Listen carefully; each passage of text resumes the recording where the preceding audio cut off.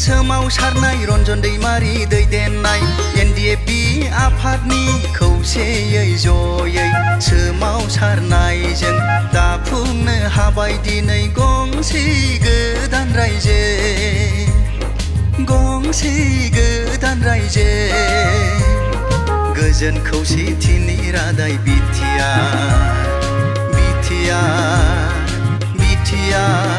है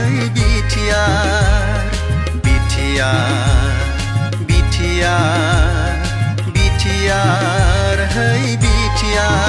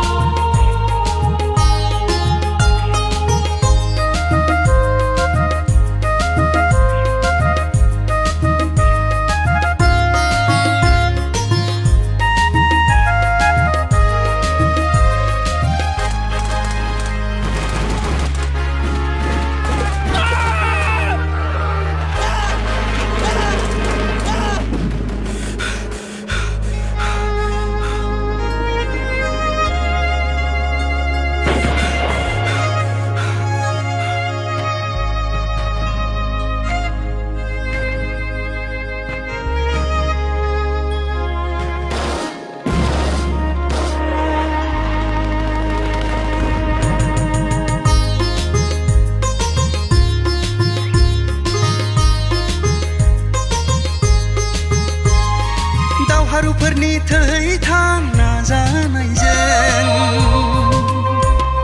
मुंख्लं जालांनाय गोरबो गावस्रानांनाय सुबुंफोरनि मुंख्लंफोरजों नोंसिनि बेगेंहाराव दामोलखौ साखि दोननानै गोब्राब सोमावसारनायनि गेजेरजों मोनफुंनो हाबाय, दाफुंनो हाबाय बर' हारिनि थांना थानायनि गंसे गोदान रायजो, बर' हारिनि थांना थानायनि गंसे गोदान रायजो बड'लेण्ड टेरिटरियेल रिजन।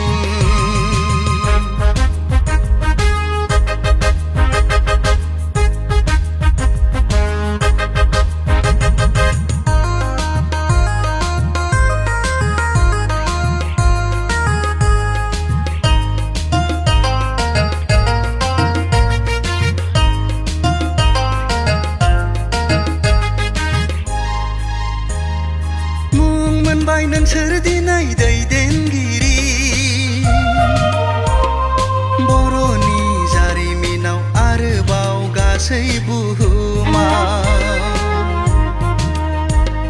थालांबाय बुहुमाव मुंख्लंफोरनि नोंसोरनि मुङा अराय गोजौ एन्जुर जानानै बेसेन गोसा जिउ बावबाय। हारि हादरनि सोमावसारनायाव जिउ गारबाय नोंसोर, थार दैदेनगिरि थार मुंख्लं नोंसोर, बाखोनाय हरो जों नोंसोरखौ। जों जोंनि बिखानि गोथार थार अननायजों अरायबो गले गले